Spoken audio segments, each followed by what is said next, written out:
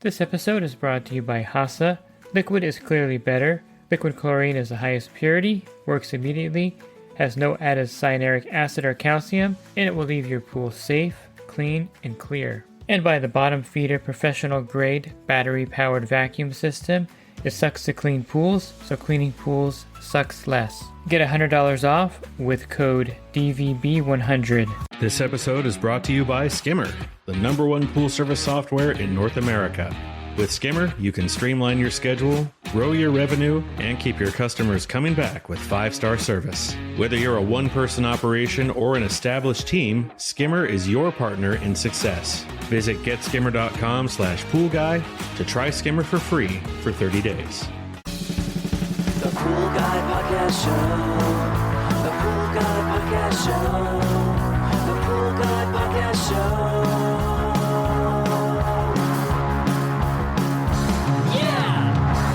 Hi, and welcome to the Pool Guy Podcast Show.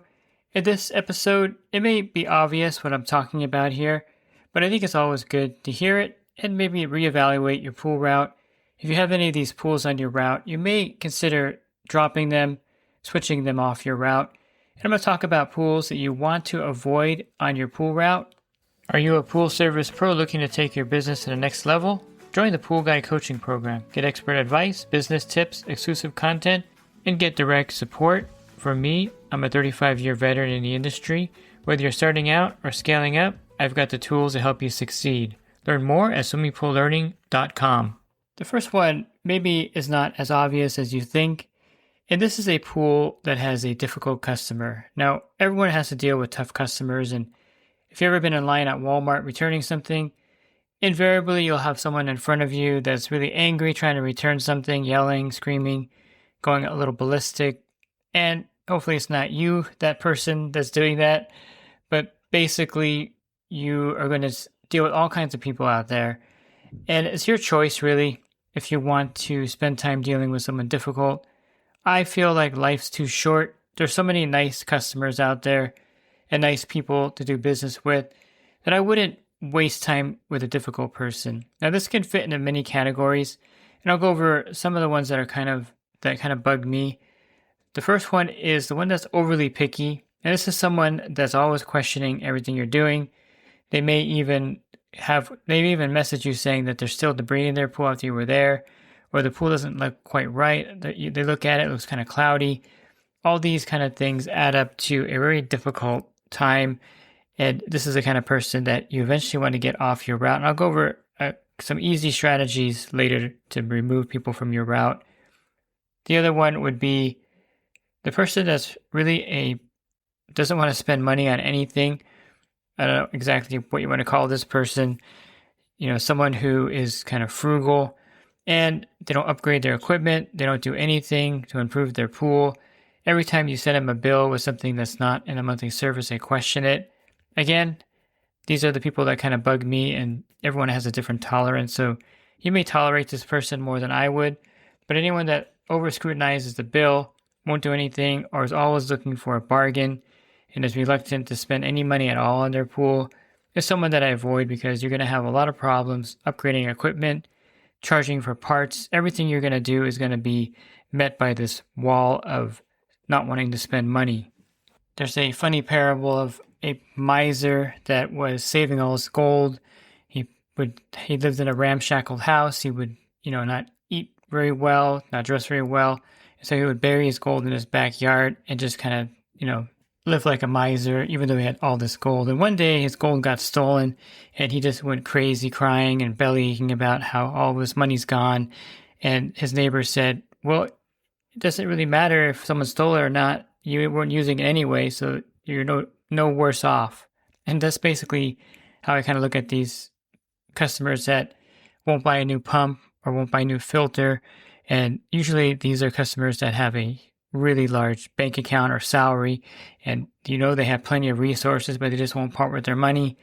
And it's one of those things where I just avoid these kind of customers entirely.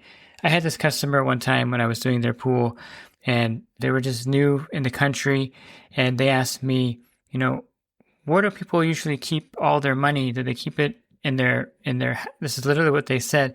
Did they keep it in their bedroom, in their mattress, or, because I don't really trust the bank, what do you suggest I do with all the money I have in my house? It was kind of one of those things where it's like, why are you asking me? Why are you giving me this information? Because this is not something you want to be sharing out there. But I did tell them that it would be much safer if they had a safe put in, and they can also hide the safe and disguise it.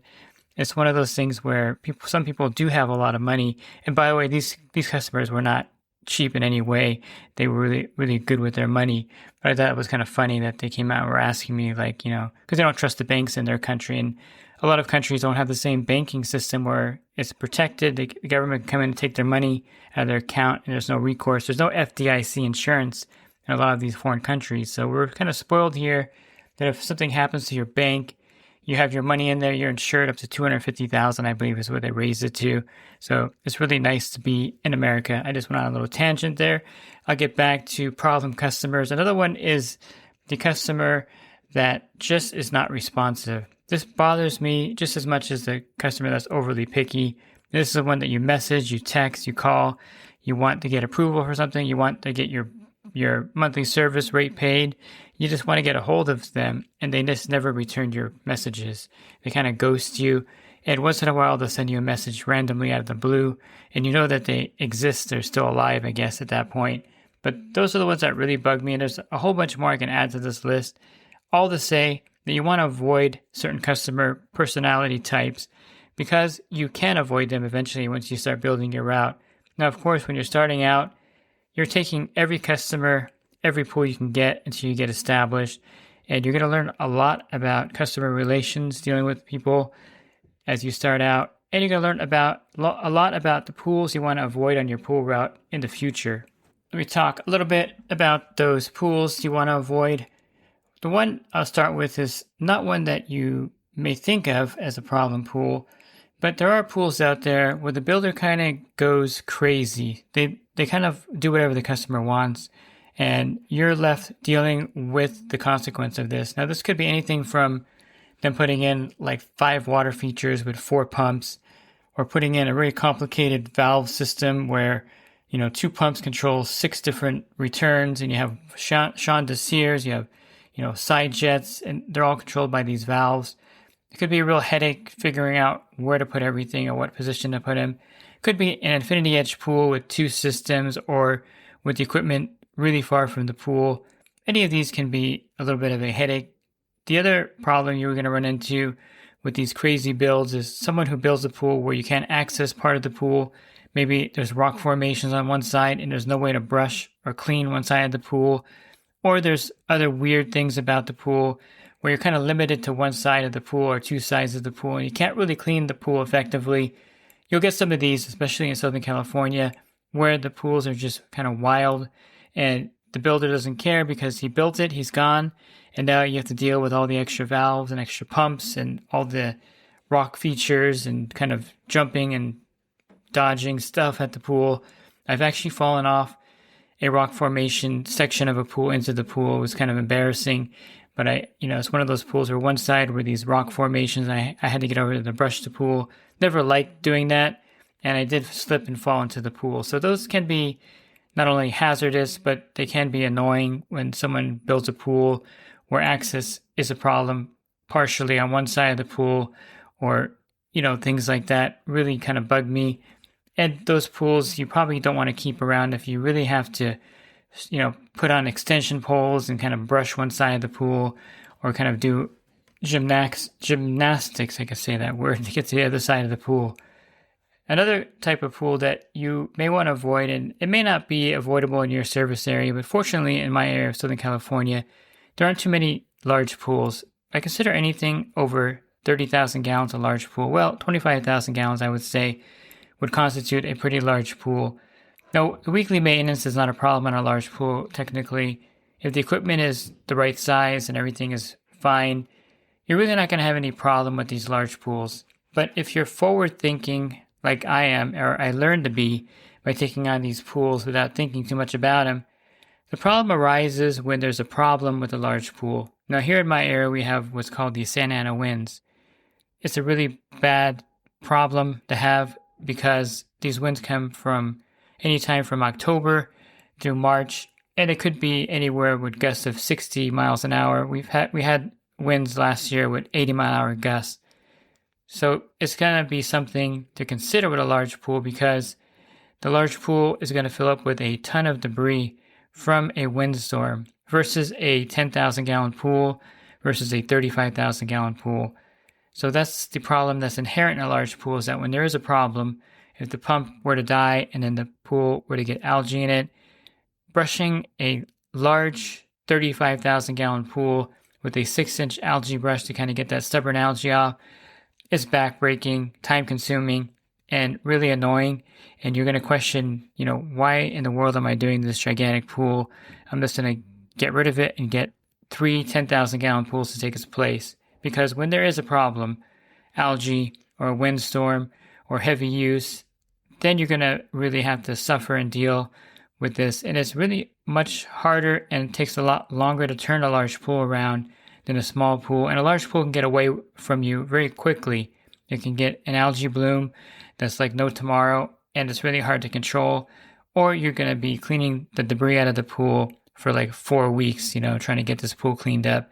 So large pools are something that I avoid here in my area. 15,000 gallons or less, 20,000 is the biggest pool I would take in my area. And of course, you may be limited if you're in like Hawaii or Texas. Large pools are kind of the norm. But here, if you can't avoid it, I like the small pools that you can kind of jump across.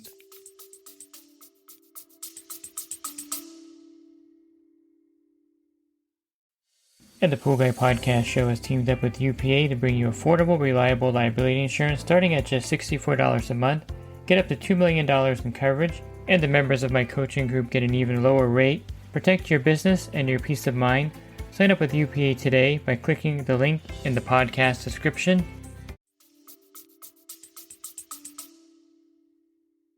Here's another one that I definitely pass on when I can, and this is pools with a lot of leaf debris. Now, sometimes you're going to be tricked or fooled with these pools. You may look up and see very little trees, or the trees don't look that bad, but then there are certain points of the season. For example, let's say that just a little bit from the pool are eucalyptus trees. Maybe they're even on a neighbor's property, and you're at the pool, in December or January, and it looks great. It looks really clean. There's no debris in there. But you have to kind of be an expert on trees, and you're going to develop this skill as well. I have a book that I got that I carry with me on different species of trees, and it talks about when they pollinate, when they drop. And so if you don't know anything about eucalyptus trees, they're actually pretty good in the wintertime, but in the summertime is when they start shedding their bark and their leaves, and it just gets really messy. Plus, the leaves of eucalyptus trees, for some reason, seem to have a lot of organic staining in pools, and you'll get all the leaves off and there'll be brown stains all over the bottom of the pool, which can be lifted over time by superchlorinating. But if you get this pool in December, you're not going to know how bad it's going to be in the summer with all the leaves dropping in it, because it's kind of opposite of most trees. Most trees are, in the fall or the spring, and eucalyptus trees are actually in the summertime when everything starts falling off of them. So you can't be easily tricked or fooled just by going to the pool and nothing looks amiss with it. But during certain parts of the season, like oak trees, in April, all the little pollen stuff comes off of it into the pool. It becomes really a nightmare. And you have to kind of just gauge the pool based on what you see around the pool. If the wind blows and you have a lot of trees around it, definitely you're going to have a heavy debris pool. It may just be a heavy debris pool because there's tons of trees around it already. You get to do the bidding of this pool. The skimmer basket's already full of leaves. The whole surface is covered. The bottom is covered. You know that this pool is a heavy debris pool. Now, how do you get out of looking bad when you get to the pool and bidding? Well, you just give them a really high bid. And if they say yes, you can take the pool on if you so choose. But if, let's say you get to a pool, normally you would charge $180, and this pool is like really heavy debris, just quote them $280. And usually they'll just balk on it and just let you walk and get out of there with no problem, and you won't have to worry about them. But if they do accept $280, the extra $100 may be worth your time spending there to clean the pool. It may not be worth it. I had a member of my group that what he would do when he got in a situation where he got a pool that was heavy debris, didn't realize it till later, he would tell the customer that when I bid the pool, I didn't realize that during these 3 months it would look like this, So unfortunately, the rate I quoted you was for a different look of the pool. And if you're willing to pay an extra $80 a month, I'll continue to service the pool because I'm spending extra time here. If not, I totally understand. It's my fault for taking on the pool and bidding that amount. And I didn't know that it was going to be this kind of heavy debris. So I understand if you don't want to continue service at that point. And usually 9 times out of 10, the customer will be really understanding. And since he's been doing the pool for 4 or 5 months, he'll go ahead and increase the rate. So that's the strategy. You just don't want to grin and bear it. If you can't get that pool off your route, you may just want to raise the service rate and explain to the customer that it's taking a lot more time at that pool during those seasons and is something that's really that you didn't anticipate that. So you can change your rates. Don't feel like if you get a large pool and you bid it and you realize that you underbid the pool because it's larger than you thought, just let the customer know that it's taking you a lot longer to clean the pool and you're going to have to raise the rate. It's not pleasant. It's not a pleasant conversation, but it's one that you're going to need to make to stay in business. Now, last, I'm going to let you in on how to kind of let the customer go graciously. And you don't want to say that you're consolidating your pool route and you have too many pools in outlying areas, or you're moving your route location, because you may eventually get a pool like right across the street. And that would be kind of awkward. You're doing the neighbor's pool, but you're not doing their pool. Is there like a line right down the middle of the street? And, on this side, like school districts, and this side you go to another school. So you don't want to do that. But I would tell the customer that you're overbooked. Unfortunately, I'm overbooked on service accounts, and I have just too many accounts to service. I don't have the proper help. And unfortunately, I'm going to have to let some pools go. And your pool is one of those pools. And if you need a referral, now if the pool is referable, definitely refer it to a friend. If it's not referable, let them know that you don't really know anyone in the area. They can call, go to Google and see if they can find another service provider. But let them down by saying that everyone understands when you're too busy, because sometimes they're too busy themselves. And use that as your excuse that you are overbooked, too many accounts, you have to downsize, and you're going to have to let some pools go. And unfortunately, theirs is one of them. So at the end of the month, I'm going to have to stop servicing your pool. Now, you don't want to do that until you get a nice pool to replace the income. This is called the 1-for-1 rule. I don't know if that's what it's actually called. That's what I call it. I can probably copyright that term. But the 1-for-1 rule says you get a really nice pool. Let's say it's all cement. There's no trees around it. The customer's gone 6 months out of the year. Perfect pool. You get that pool. Then you have that pool that's heavy debris that you've been wanting to drop. Now you can easily drop that heavy debris pool or large pool, and you have a pool to replace it right there. You're not losing any income, and you save a lot of time, and your day is a lot better. And this is the rule that a lot of people implement as they grow. Again, when you're starting out, you can't do this right away. You just want as many accounts as you can get. You deal with it. You suffer through it. You learn, what you don't like. Let's say you don't like a pool that has really old equipment. Well, in the future, you're not going to take a pool on that has really old equipment because you hate struggling with it. But for now, you have to take that pool on. And then you're going to weed down your route by doing this 1-for-1 kind of thing until you have a pool route where you have all the pools you like and none of the pools you don't like. And there's no need to keep a pool if you don't like the pool. You may love the customer. It might fit right into your pool route. But trust me, don't keep a pool that you don't like, because it's going to be one of those things where you're going to dread going there. It's going to be a drag on your day. And it's much better if you just get rid of that pool when you can and not worry about, the customer's super nice. That's understandable. But the pool takes you an extra 20 minutes to clean. Their niceness is not going to compensate for that. And it's one of those things where as you get bigger, you're going to get better as well. The pools are going to get better. Your route's going to be tighter and faster. And all these other pools are going to have to go to someone who's just starting out in the business, unfortunately. And there's plenty of people that will take these pools on. It just won't be you. If you're looking for other podcasts, you can find those by going to my website, swimmingpoollearning.com. On the banner, click on the podcast icon. There'll be over 1,900 podcasts there for you to listen to at your leisure. And if you're interested in the coaching program, you can learn more at poolguycoaching.com.